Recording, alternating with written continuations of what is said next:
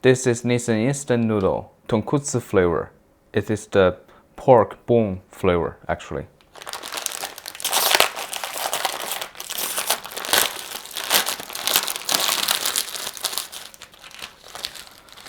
This is the soup base, and this is seasoning sauce.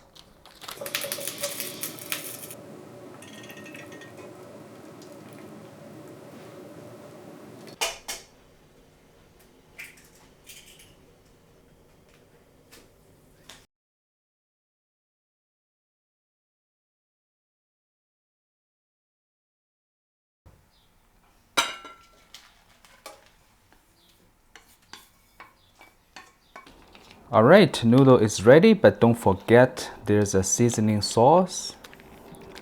Let me see what it is. Okay.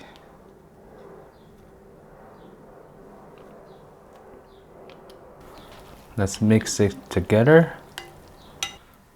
Let me try the soup. Pretty strong soy sauce and the sesame oil flavor, and the pork flavor as well. Let me try the noodle.